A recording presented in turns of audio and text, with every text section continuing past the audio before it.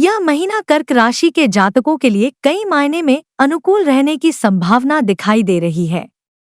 बस आपको चाहिए कि अपनी प्रतिभा को पहचानें और अपनी चुनौतियों को पीछे छोड़ते हुए अपने काम को गति दें। आपके बस में बहुत कुछ है, बस आपको उसे पहचानना होगा।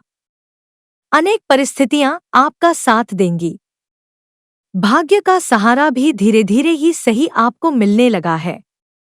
आपको अपने कर्म को बढ़ाना होगा। इससे आपको बहुत अधिक सफलता के योग बन सकते हैं। करियर में यह महीना अच्छी सफलता प्रदान करने वाला है।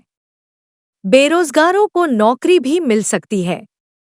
व्यापार करने वाले जातकों को अच्छी सफलता के योग बनेंगे। व्यापार में उन्नति होगी। स्वास्थ्य को लेकर कुछ ध्यान देने की आवश्यकता पड़ेगी। तकनीकी विद्यार्थियों के लिए अनुकूल समय रहने की प्रबल संभावना बन रही है। उच्च शिक्षा ग्रहण कर रहे विद्यार्थियों को मनचाही सफलता मिलेगी। वैवाहिक जीवन में प्रेम के साथ साथ ससुराल के लोगों का मार्गदर्शन भी शामिल होगा और प्रेम जीवन बिता रहे लोगों को कुछ समस्याओं के बाद अपने प्रेम जीवन में खुशी के पलों का लुत्फ उठाने का मौका मिलेगा। दोस्तों से कहासुनी हो सकती है। इस बात का थोड़ा ध्यान रखना भी आवश्यक होगा। पारिवारिक जीवन छोटी मोटी समस्याओं के बावजूद अच्छे से व्यतीत होगा। विदेश जाने में सफलता मिल सकती है, लेकिन इस मार्ग में काफी अड़चनें भी आपके सामने आ सकती हैं। कार्यक्षेत्र करियर के दृष्टिकोण से यह महीना अनुकूल रहने की प्रबल संभावना बन रही है। दशम भाव में उच्च राशि का सूर्य बृहस्पति और शुक्र के साथ विराजमान होकर आपको उत्तम रोजगार का योग प्रदान कर रहे हैं। यदि आप अभी तक बेरोजगार थे और नौकरी की तलाश में थे तो आपको एक अच्छी नौकरी इस महीने प्राप्त होने के प्रबल योग बन रहे हैं। इसलिए अपनी ओर से पूरे प्रयास जारी रखें। जो लोग नौकरी कर रहे हैं उनके लिए भी यह महीना बहुत अच्छा है। आपको उच्च पद प्राप्ति के प्रबल योग बन रहे हैं। सरकारी नौकरी करने वाले जातकों को तो और भी अनुकूल लाभ मिलने की संभावना बन रही है। आपका रुका हुआ धन भी वापस आ सकता है, जिससे नौकरी में आपकी स्थिति और प्रबल होने के योग बनेंगे। 14 तारीख को सूर्य देव दशम भाव से निकलकर एकादश भाव में चले जाएंगे और शुक्र महाराज भी 19 तारीख को एकादश भाव में चले जाएंगे, लेकिन 10 मई से बुध दशम भाव में प्रवेश करेंगे, जिससे आप अपनी बुद्धि का लोहा मनवाने में कामयाब रहेंगे और नौकरी में आपकी स्थिति पक्की और अनुकूल रहेगी। व्यापार करने वाले जातकों के लिए भी यह महीना अनुकूल रहने की संभावना है। सप्तम भाव के स्वामी शनि महाराज अष्टम भाव में अपनी ही राशि में प्रबल रूप से विराजमान होंगे, जिससे आप अपने व्यापार को पक्के तौर पर मजबूती प्रदान करने में कामयाब हो सकते हैं। यदि आप अपने व्यापार में कुछ बदलाव करना चाहते हैं तो यह समय उपयुक्त रहेगा। आप इस दिशा में आगे बढ़ सकते हैं, जिससे आपको अच्छी सफलता मिलेगी और आपका व्यापार भी प्रगति करेगा। विदेश यात्राओं और विदेशी माध्यमों तथा कुछ गुप्त स्रोतों के माध्यम से आपका व्यापार और अधिक उन्नति कर सकता है। मानसिक रूप से काम का दबाव तो आपके ऊपर अवश्य रहेगा, लेकिन आप अपने स्वविवेक का इस्तेमाल करते हुए व्यापार में नए नए अवसरों को प्राप्त कर गदगद होंगे और इससे आपका व्यापार सफल होगा।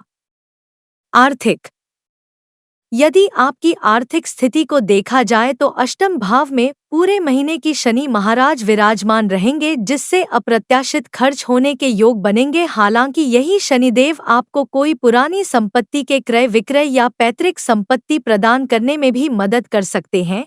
तीसरे भाव में केतु दशम भाव में सूर्य और बृहस्पति तथा महीने के उत्तरार्ध में सूर्य और शुक्र के एकादश भाव में जाने से आमदनी में अच्छी बढ़ोतरी देखने का योग बनेगा। आपकी आय दिन प्रतिदिन बढ़ेगी और आपकी आर्थिक स्थिति सुधरेगी। खर्चों में नियंत्रण रखने की आपकी कोशिश कामयाब होगी, जिससे आर्थिक तौर पर यह महीना आपके लिए अनुकूल साबित होता रहेगा। लंबे दीर्घकालीन निवेश के लिए यह समय अनुकूल है, लेकिन लघु अवधि के निवेश करने से बचना ही बेहतर होगा। व्यापार और नौकरी में अच्छे लाभ की उम्मीद आप कर सकते हैं, जिससे आपकी आर्थिक स्थिति सुदृढ़ हो जाएगी। स्वास्थ्य। यह महीना स्वास्थ्य के दृष्टिकोण से कुछ उतार चढ़ाव दिखा रहा है। आपकी राशि से अष्टम भाव में शनि महाराज विराजमान रहेंगे और नवम भाव में मंगल और राहु का अंगारक दोष रहेगा, जिससे स्वास्थ्य में उतार चढ़ाव की स्थितियां बन सकती हैं। हालांकि यही शनि महाराज आपको यह शिक्षा दे रहे हैं कि यदि आप किसी बड़ी और गंभीर बीमारी से बचना चाहते हैं तो प्रतिदिन सुबह सैर करने की आदत डालें। साथ ही सुबह सुबह उठकर गर्म पानी पिए और अपनी दिनचर्या में सुधार करें। अपने शरीर को समय दें और खुद को निखारने में ध्यान लगाएं, जिससे आपका शारीरिक विकास तेजी से हो, आपकी रोग प्रतिरोधक क्षमता का विकास हो और आप रोगों की चपेट में आने से बच जाएं। महीने के उत्तरार्ध में स्वास्थ्य में सुधार आ सकता है। प्रेम व वैवाहिक। यदि आपके प्रेम संबंधों की बात करें तो पंचम भाव के स्वामी मंगल महाराज नवम भाव में विराजमान रहेंगे। मंगल का नवम भाव में विराजमान होना आपके प्रेम जीवन को खूब मजबूत बनाएगा।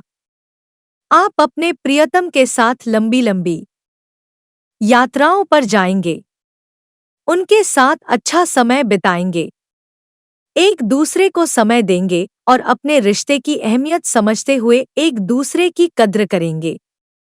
आपका रिश्ता खूब फलेगा और फूलेगा, लेकिन यहाँ पर मंगल महाराज राहु और बुध के साथ विराजमान है, जिससे बीच बीच में किसी बाहरी व्यक्ति के कारण और पारिवारिक दबाव के कारण आपके रिश्ते में तनाव बढ़ सकता है। जुबानी जंग भी हो सकती है, इसलिए थोड़ी सावधानी रखें और कड़वे वचन बोलने से बचें, जिससे आप और आपके प्रियजन के बीच का रिश्ता विधिवत चलता रहे। विवाहित जातकों के लिए यह महीना अनुकूलता दिखा रहा है। जीवन साथी अपने कामों में बढ़ चढ़कर हिस्सा लेंगे। हालांकि वह स्पष्टवादी तो होंगे, लेकिन उनकी कई बातें आपको कड़वी लग सकती हैं, लेकिन वह सत्य होंगी, इसलिए उनकी बातों को तवज्जो दें और उनका सम्मान करें। ससुराल के लोगों से भी आपको काम की सलाह मिल सकती है, वह साल आपके बहुत काम आएगी। यह समय आपके परिवार और आपके ससुराल के बीच हल्का फुल्का टकराव भी दिखा रहा है, इसलिए इस समस्या को टालने की कोशिश करें, जिससे आपका रिश्ता खूबसूरत बना रहे। पारिवारिक। यह महीना पारिवारिक तौर पर मध्यम रूप से अनुकूल रहने की संभावना दिखाई दे रही है। महीने की शुरुआत में चतुर्थ भाव के स्वामी शुक्र महाराज दशम भाव में बैठकर सप्तम भाव को देखेंगे। इसके साथ ही दशम भाव में सूर्य और बृहस्पति भी होंगे, जो आपके चतुर्थ भाव को देखेंगे। इसके अतिरिक्त बृहस्पति की दृष्टि आपके द्वितीय भाव पर भी होगी। यह समय पैतृक व्यवसाय के लाभ का योग बना रहा है, इसलिए आपको पारिवारिक आय में बढ़ोतरी दिखाई देगी, जिससे परिवार की खुशहाली बढ़ेगी। परिवार के लोगों के बीच आपसी प्रेम भाव, संस्कार और इज्जत का समय रहेगा। एक दूसरे को भरपूर सम्मान देंगे। एक दूसरे की नज़रों में अपनी कदर बढ़ाने की कोशिश करेंगे और घर का माहौल भी सकारात्मक रहेगा। हालांकि नवम भाव में बैठे मंगल महाराज भी चतुर्थ और तीसरे भाव को देख रहे हैं। तीसरे भाव में केतु महाराज भी विराजमान है।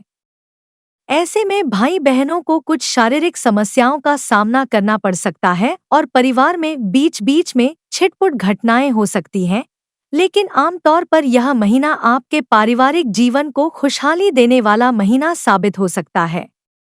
उपाय। आपको प्रतिदिन श्री बजरंग बाण का पाठ करना चाहिए। अच्छी सी गुणवत्ता का सफेद मोती चांदी की मुद्रिका में जड़वा कर अपनी कनिष्ठिका अंगुली में सोमवार के दिन धारण करना लाभदायक रहेगा। शनिवार के दिन सरसों के तेल का दीपक जलाना भी आपके लिए अनुकूलता लाएगा। यदि आप किसी बड़ी समस्या से जूझ रहे हैं तो आपको शनिवार के दिन छाया दान करना चाहिए। यह राशिफल आपकी चंद्र राशि पर आधारित है।